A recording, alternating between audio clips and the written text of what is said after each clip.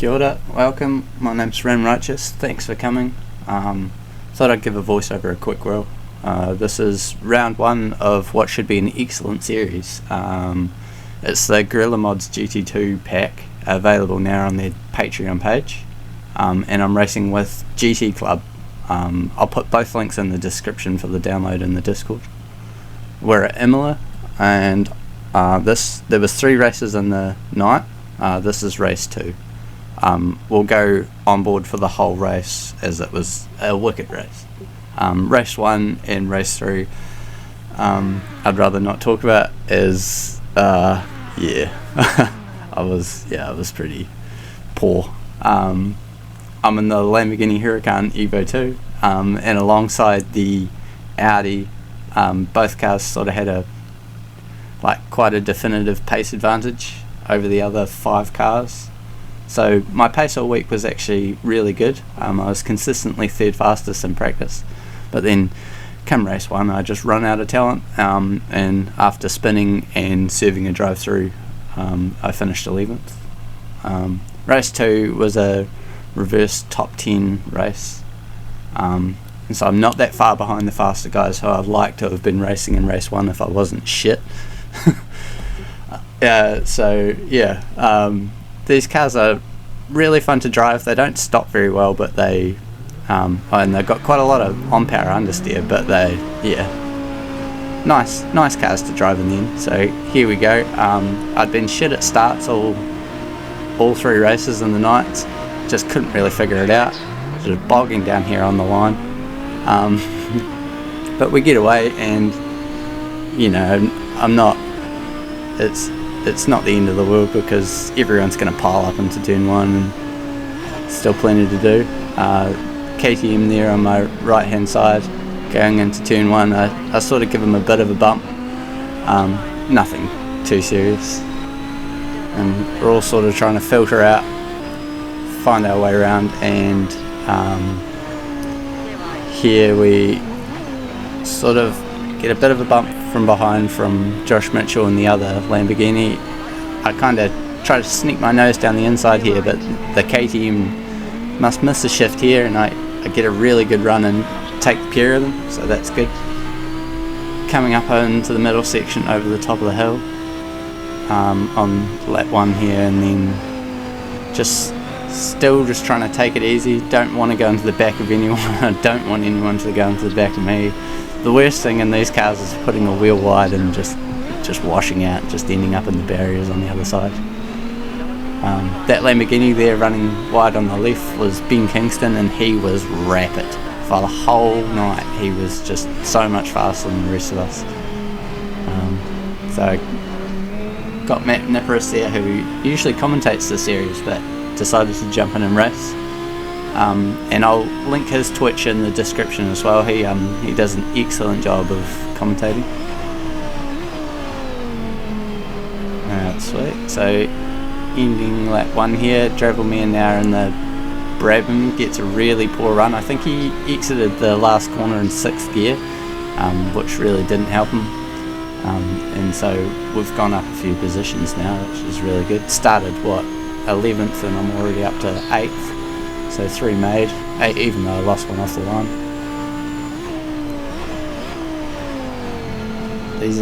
These cars really, they don't like on power. They've got a lot of on power understeer, and a lot of off throttle oversteer. So you've got to really find the balance of where they sit. But as you're about to see here, just the sort of the power of the Lamborghini alongside the Audi, they were both the same. As just far and superior to a few of the other cars that just sort of breeze past the Porsches and the Lotuses. So it was a good move there, up to 7th spot now, and still just trying to stay on the back of this pack here, because if I let them go, then I might not get them back. It's a 1-stop mandatory race with a tyre change, and quite high tyre wear, 2.5 times. So you definitely were feeling it towards the end. this track, to get fast at, you had to really abuse the curbs everywhere you went, especially with the understeer that you get on the power of these. And now see this Audi on the right hand side, Steve Giro, he's keep an eye on him, because we'll have a really good race with him all race, as you're about to see. That's what I was talking about with both the Audi and the Lambo are very evenly matched on speed. They were just faster than the rest of the cars. So I tried to stick it down his inside here, but I just wasn't brave enough. Didn't want to ruin his race, and good respect shown by both of us. So yeah, just couldn't quite get that move done. Just let him go. Still Harley Marshall and the Porsche behind us tagging along.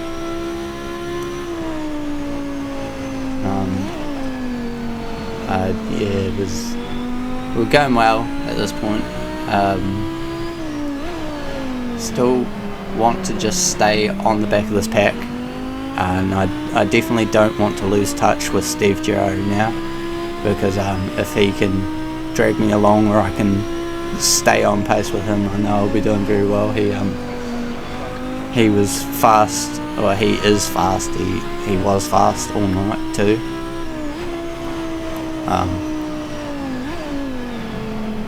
Coming into the Variante Alta, I don't know if I'm saying that right, into this chicane, you've got to absolutely clatter over these curbs, so brake about the 75 board, or 75 mark, and just absolutely send the curbs back on the throttle as early as you can.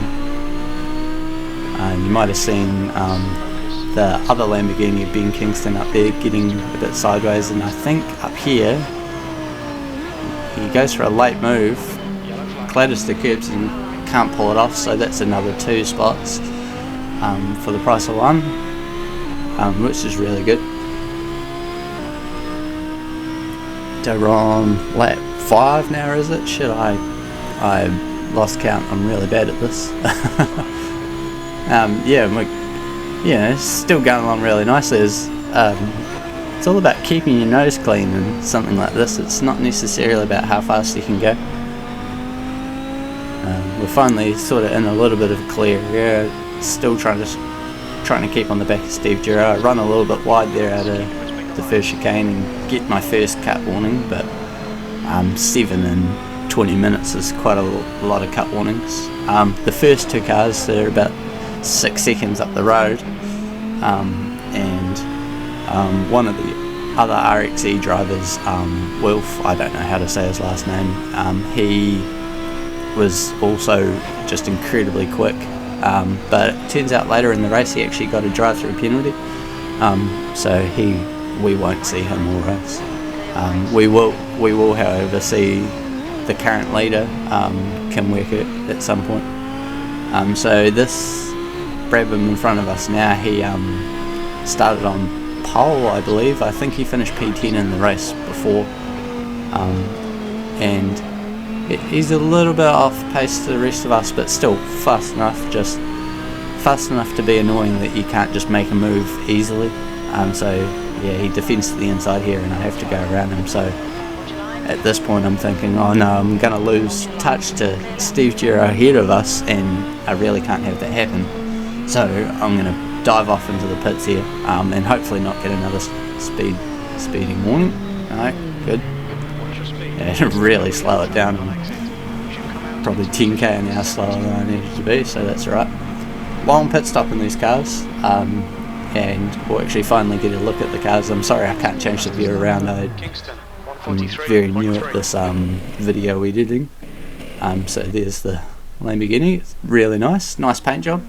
Orange One Motorsports. You might have just saw the Lotus go through in front of us. Yeah, really long pit stop. Now hopefully my undercut,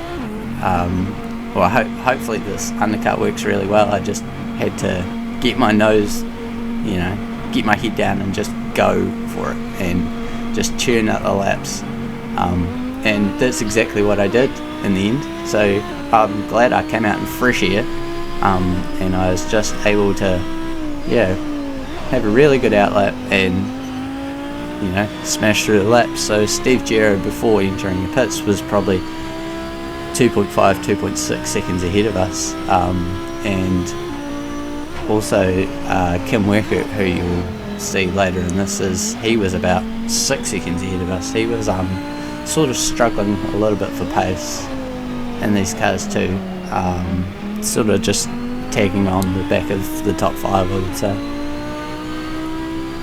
So yeah, now that we've finally got some fresh air, that we could go through a lap of Imola. So here on the outlap, I'm just really trying to not bin it, keep it on the road. I'm trying to find the confidence that I had in the in practice all week. I think you just practice is two different things, because I was just scared to push the car as hard as I was during the race. Of course, if you bin it in practice, you can just go back to the pits, it's no problem. So finally, when we get round to this first corner, we'll go through a lap of Imola. So get a good run out of the final corner. Really got to use all of the gear in these cars. Keep it tight here. I perhaps lost a little bit of concentration there, as I was just about to swerve into the wall. So coming into turn 1, you just brake as hard as you can at the 150 board. Really carry the speed in and clatter the curbs, but I miss it. I miss the inside curb. Clatter the curb on the right and on the left. Coming into turn 2, which I don't really know the name of. I do know it, but I just can't remember how to say it. You need to use the curbs again, and it's all about gliding the car through on the brakes. Brake really hard for that hairpin, and then really early back on the throttle. Just need to use that off throttle oversteer to get the pitch mid corner. Coming up over the top of the hill, you just need to brake at the 50 board and just really hard in. I got a fair bit of oversteer there. I guess I was off the throttle for a little bit too long. And again at the 50 board, you've got to use the curb on the inside, and this was really scary corner here, but if you could straighten up the exit, you're doing alright.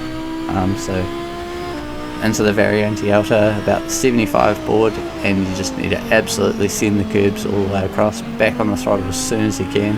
I was catching Klanoka here in the 935, and I thought, oh shit, this is not going to help if I'm trying to go for the undercut, but thankfully he peels off into the pits. So for the final 2 corners, that was braking at the 100 board, and then here was another tricky corner. You need to pitch it in early and then be on the throttle straight away on the apex. A lot of people getting caught out there and either running wide or spinning off. So that was a good lap, yep. And we have definitely, I would say, made time to the guys who we were trying to race in front of us. Finally getting turn 1 sort of right there. And that is Kim Werkert that's come out in front of us, and he was the leader. He was about 6 seconds up the road, so yeah, we've definitely made sort of 3 seconds on him, but as you'll see here, struggling a little bit more for pace. The Brabham was really quick, it just didn't quite have the gearing that the Audi and the Lambo had. They're 7-speed cars, so using third gear was more beneficial over a 6-speed car.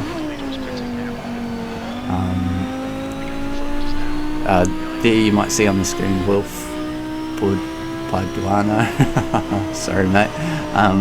Yeah, he got a drive-through, and a little bit of a blessing for me and also Steve, because yeah, he probably would have come out ahead of both of us and probably just run away with it from there.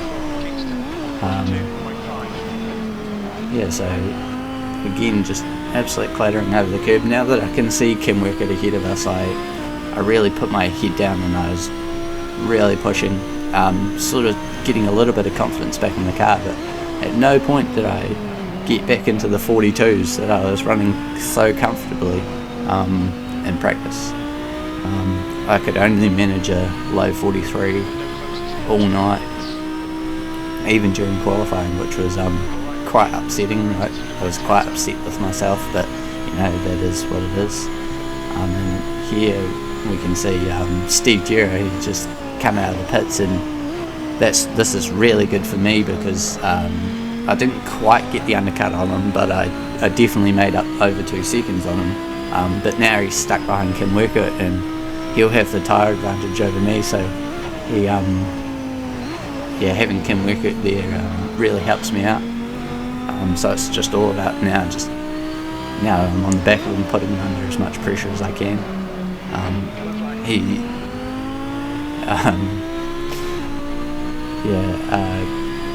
I think Kim Workett was feeling the pressure a bit more than both of us, but actually I can't say what Steve Gero was feeling, but I was actually definitely feeling a lot of pressure, because at sort of at this point in the lap, like, they're both dropping me.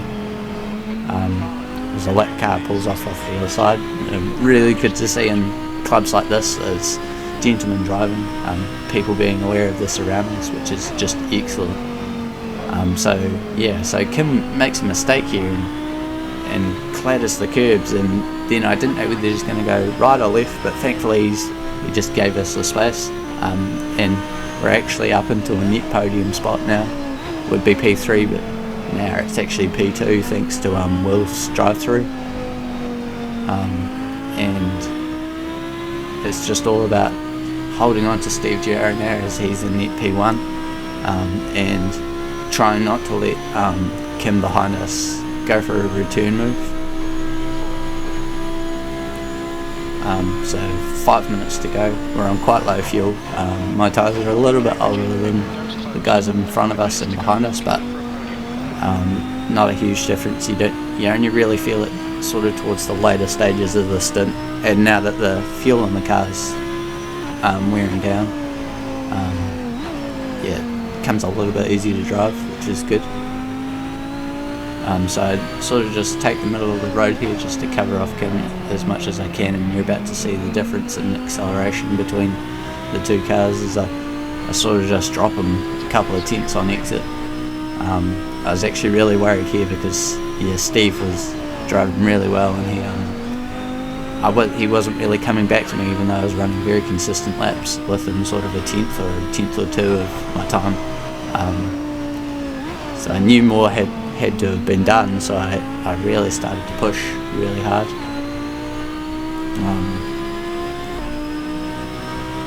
So what have we got? 4 minutes to go, plus 1 lap, and still just all the same, just still trying to hold onto Steve on the back, on the back of him, and then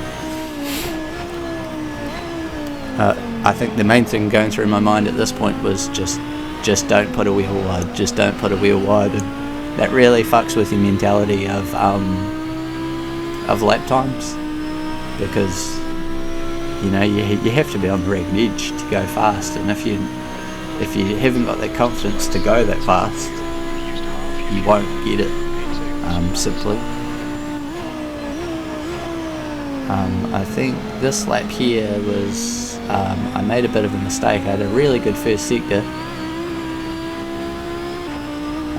and I actually thought, I was starting to have a bit of hope, but then, oh no, not this lap. Okay, good.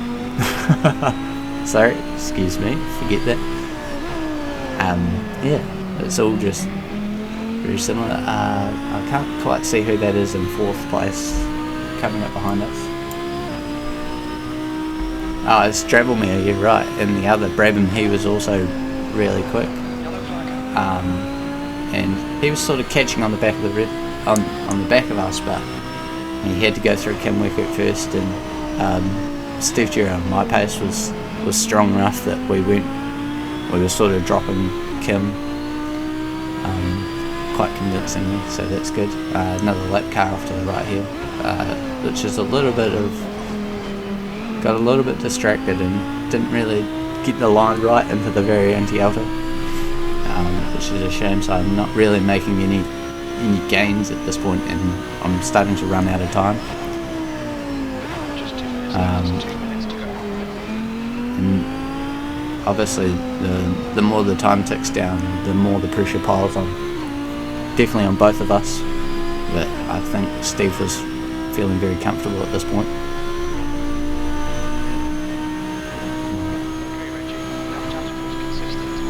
So we're sort of lapping in the mid 43s. The faster guys were lapping in the mid 42s, and didn't really seem to matter how hard we try as we run wide again and get another cut warning error. Here comes a mistake as I just completely miss the turn and get a big snap of oversteer on the exit. And I want to say that's what sealed my fate for a win in this race, is that, you know, the lack of time running out really didn't help. But nevertheless, we pressed on, and I knew at this point I have to just bin it or win it, basically, just absolutely go for it. So we've got one lap to go after this lap.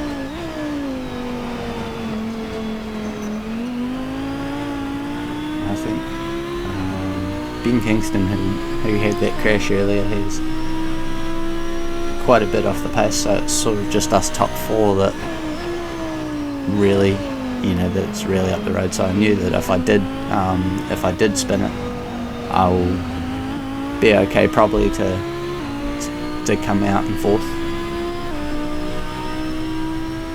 So final lap here. Steve Giro's still in my sights, but still just annoyingly like about a second up the road. And it's really sort of hard to make big inroads without one of us without him making a mistake, or without me just having the ultimate lap. And I was definitely feeling more and more confident, perhaps too confident for race 3, and I